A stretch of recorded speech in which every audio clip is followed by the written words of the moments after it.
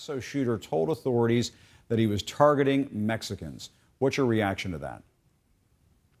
Well, it's horrific, and we have had an increase of these hate crimes.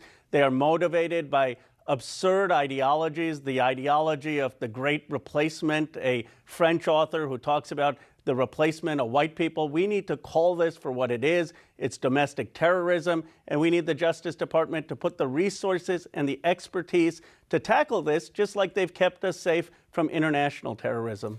And do you believe the president has done enough to reassure the Mexican community, the Mexican-American community here in this country, or to address that motive of the shooting, in your view?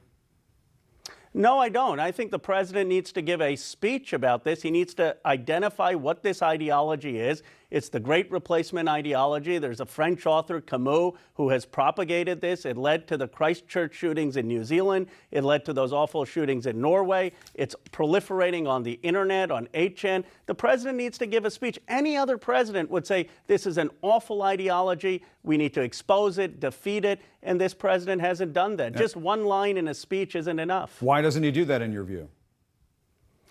I have no idea, other than to say that he doesn't get it. I mean, he doesn't understand perhaps how pernicious this ideology is and how contrary it is to the very founding of America. Our nation was built on the idea that we aren't a nation of blood. We're a nation committed to the Constitution and to philosophical principles. This ideology is about the most anti-American ideology you could have. And the president says he wants to take action on background checks, and he says that the Senate Majority Leader, Mitch McConnell, is, quote, totally on board. Democrats are skeptical, as we know. Do you think this represents some kind of narrow opening? Is there any room for optimism here, do you think?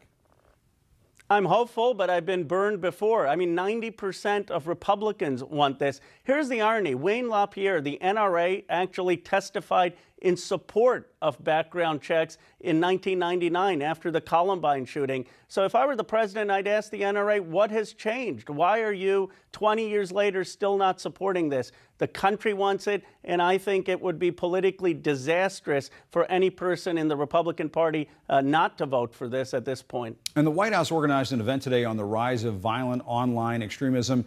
You represent Silicon Valley. Do you think anything productive will come from this? Is Silicon Valley doing enough on all of this, do you think? We need to do more. Certainly there are some sites such as 8chan that clearly need to do more. I mean, they have propaganda on there that incites violence.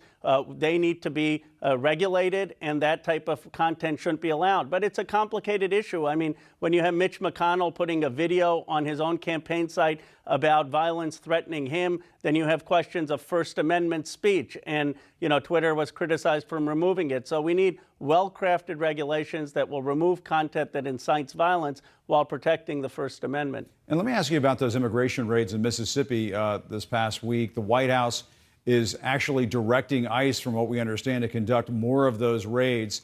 What does that tell you?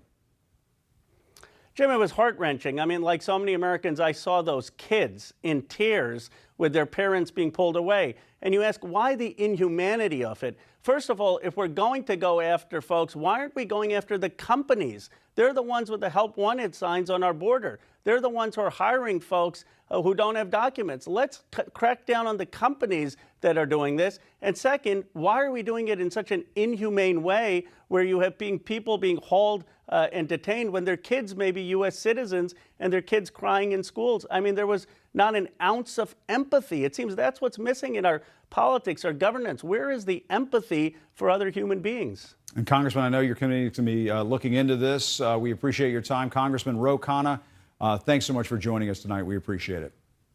Thank you, Jim. And more breaking news ahead.